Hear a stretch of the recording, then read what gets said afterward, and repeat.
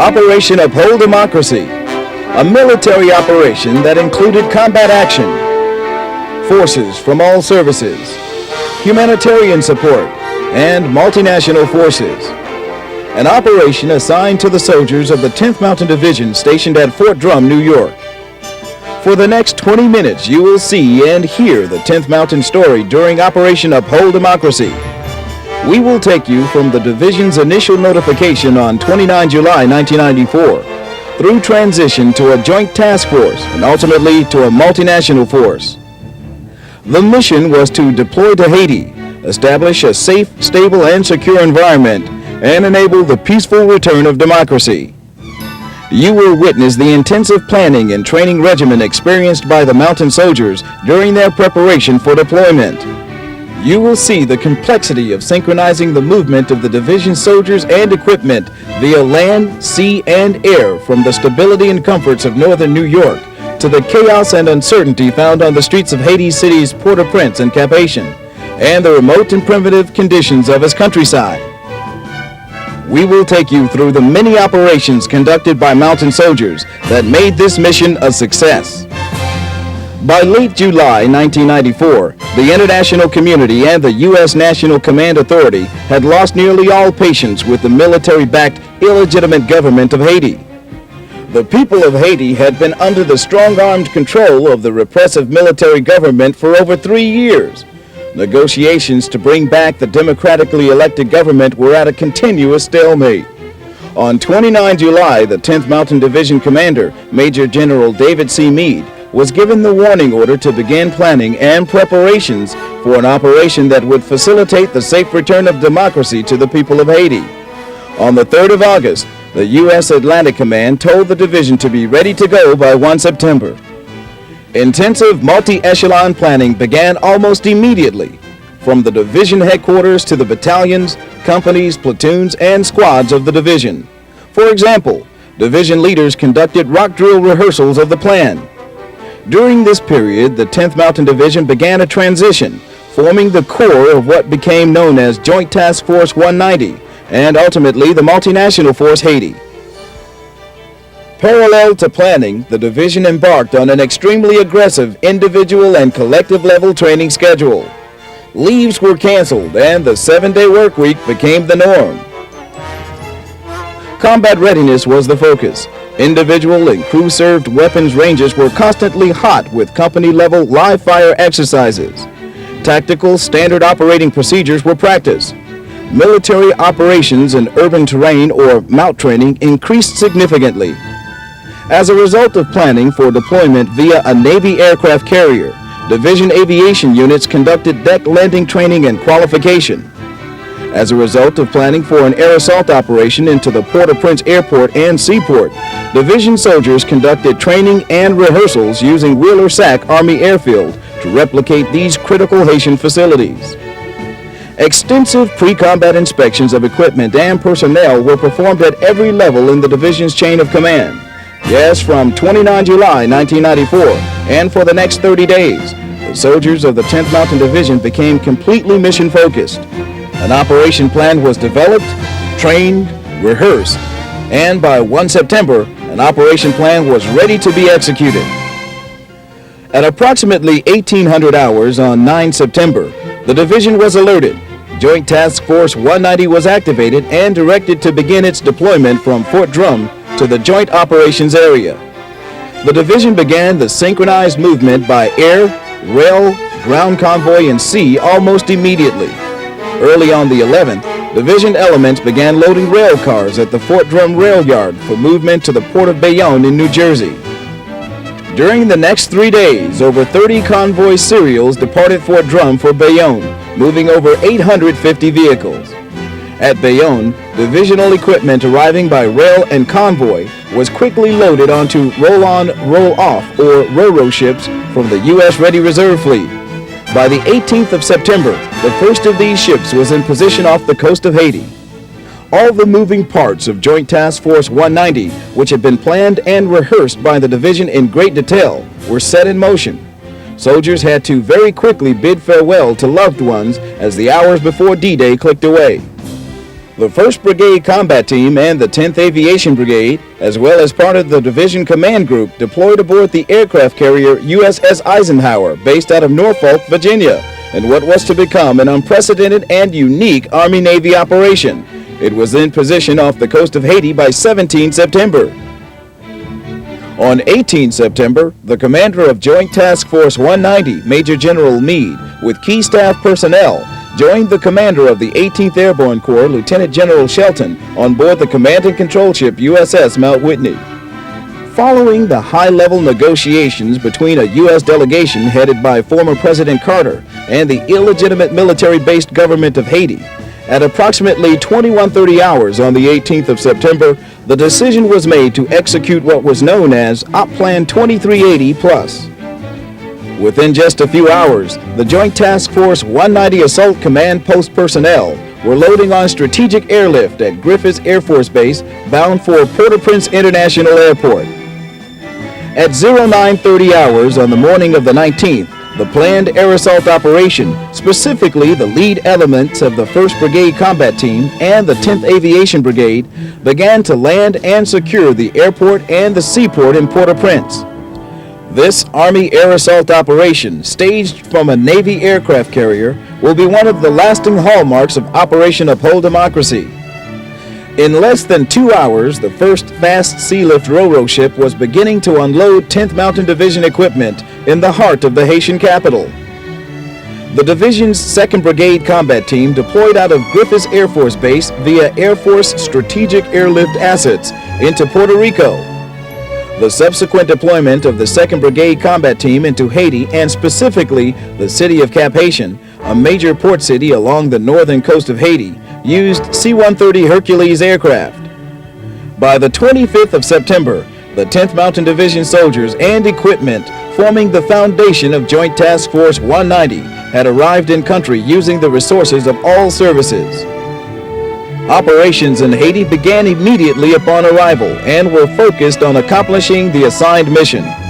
The foremost task for the multinational force was establishing a safe, stable, and secure environment in Port-au-Prince and throughout Haiti.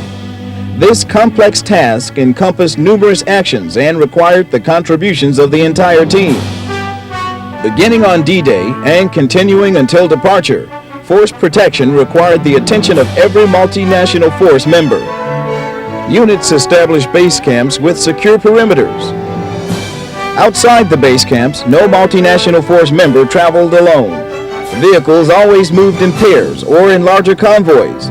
Weapons were ready for use, and soldiers were alert and ready.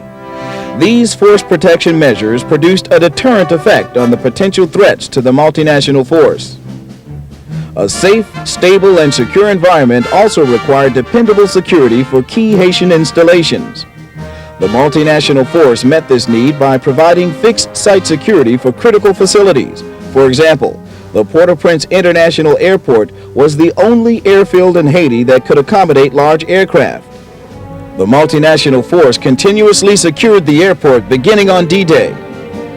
The multinational force also secured the seaport facilities in Port-au-Prince and Cap-Haïtien. These ports were critical to Haiti's economy and to multinational force logistics. The multinational force secured other key facilities, such as the Haitian Parliament Building and numerous other governmental facilities. A key way for the multinational force to establish and maintain a safe, stable, and secure environment was to provide a visible and robust presence throughout Haiti.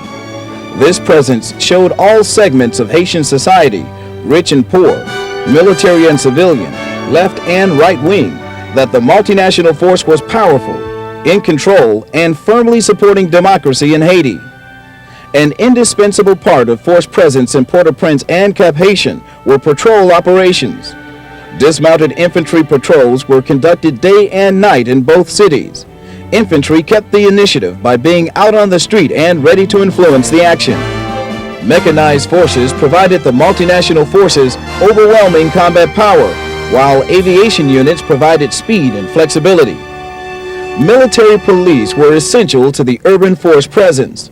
In Port-au-Prince, they conducted dozens of mounted patrols each day.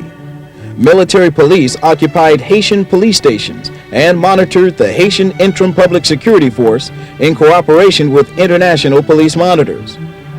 Military police soldiers effectively responded to Haitian requests for police assistance, and they enforced Haitian laws. Special forces from the 3rd Special Forces Group provided force presence in the Haitian countryside. Special forces operated from 27 locations and visited over 800 towns and villages, including every department, district, and sub-district in Haiti. Special forces performed many tasks, such as encouraging towns and villages to help themselves, organizing and monitoring Haitian interim public security forces, holding town meetings to promote democracy, fixing schools, water supplies, and electrical utilities, and assisting and supporting international police monitors. Infantry units also conducted force presence missions in the countryside.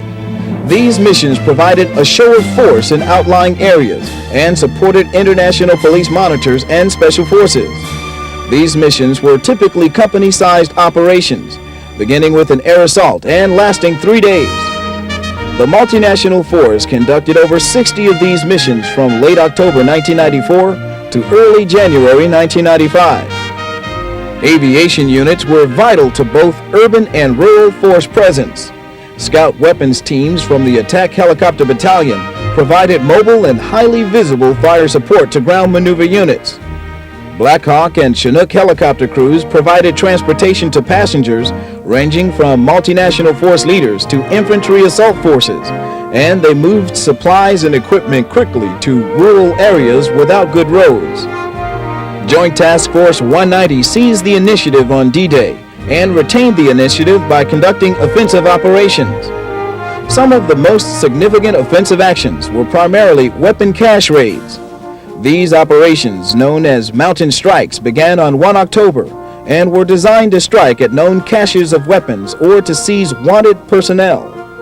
JTF 190 focused intelligence collection and used a deliberate targeting methodology to select Mountain Strike objectives. The strikes were combined arms operations involving infantry, military police, Bradley fighting vehicles, Sheridan tanks, and helicopter scout weapons teams.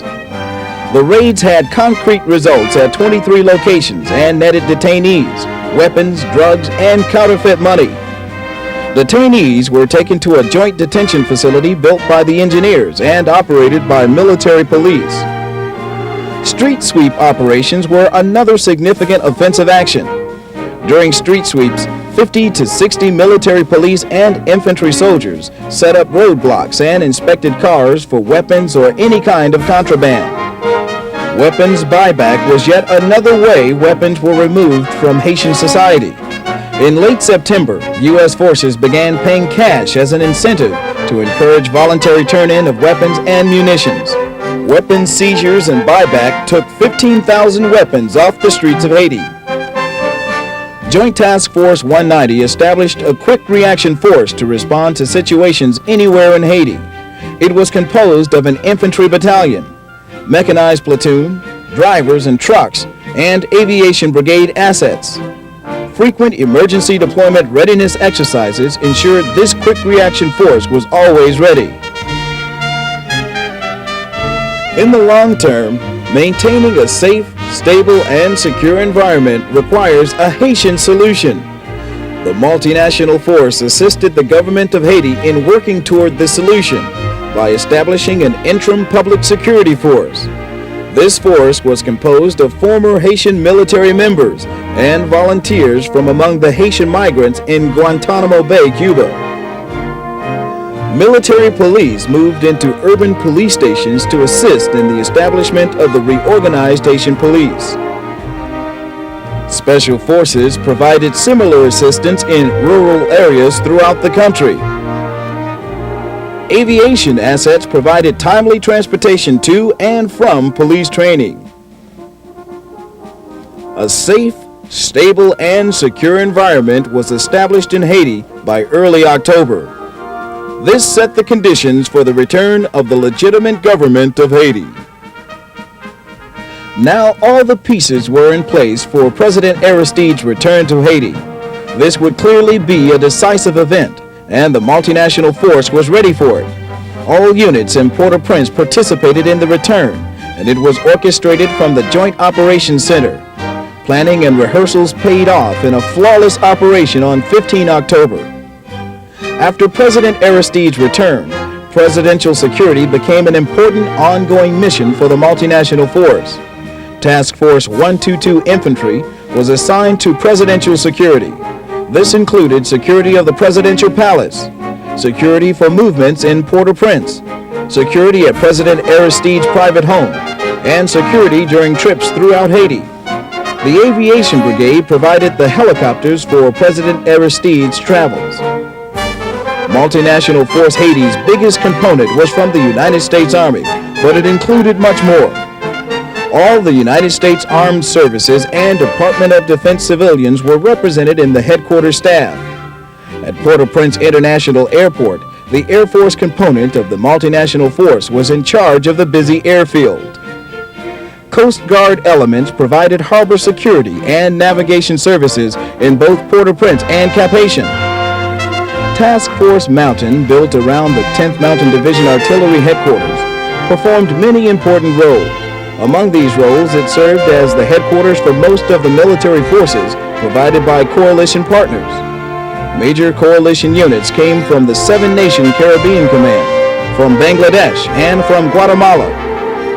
The multinational force also included international police monitors from 20 different donor countries.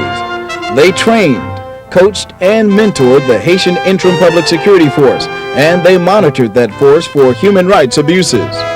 The international police monitors were deployed to 10 cities across Haiti. The multinational force had a significant impact on the lives of the average Haitian. Many important humanitarian projects were completed. The Civil Military Operations Center was the hub of this activity. It coordinated efforts and provided solutions to problems. The Humanitarian Assistance Coordination Center served as the principal liaison with the many non-governmental organizations and private voluntary organizations that work in Haiti. One of the most important projects was Operation Light Switch. This program provided fuel and technical expertise to restart 16 power plants in Haiti. It benefited over 3 million Haitians. In November, soldiers responded quickly to help Haiti recover from the devastation of Tropical Storm Gordon. Helicopters and ships moved critical equipment and supplies to the hard-hit city of Jacmel, while engineers reopened the damaged roads in the area. Other assistance projects included transportation of over 100,000 tons of humanitarian supplies, repair of firefighting capabilities, restoration of safe water supplies, and medical assistance. The multinational force also assisted the government of Haiti in the safe return of thousands of Haitian migrants from camps in Guantanamo Bay, Cuba. Behind the infantry, special forces, aviation, and military police were soldiers providing indispensable combat support and combat service support. Members of the Joint Logistics Support Command and Division Support Command provided the operations logistics. Joint Service Intelligence Specialists in the Joint Intelligence Center and soldiers and military intelligence units provided critical intelligence every day. Engineers provided combat engineer support to the infantry, and they built base camps, a multi-purpose range complex, access roads, and helipads.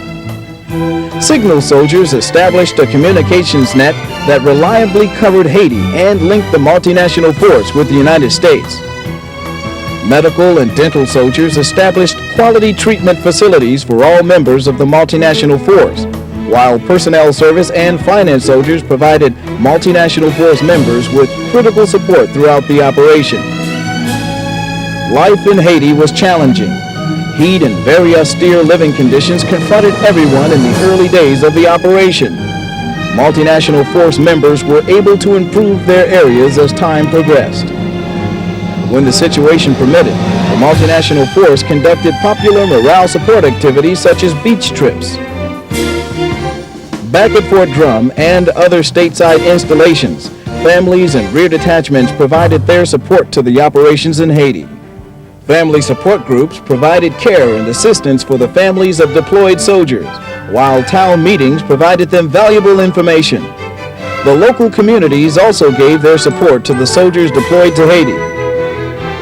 At Thanksgiving, our Secretary of Defense, the Honorable William Perry, accompanied by the Chairman of the Joint Chiefs of Staff, General John Shalikashvili, visited 10th Mountain soldiers. During this visit, Secretary Perry announced that all 10th Mountain soldiers would be home by the end of January. Planning immediately began to synchronize an orderly rotation of forces. By the 15th of December, the U.S. military presence had been reduced to approximately 6,000 personnel, most of them 10th Mountain soldiers. By early January, preparations were well underway for a rotation of those remaining.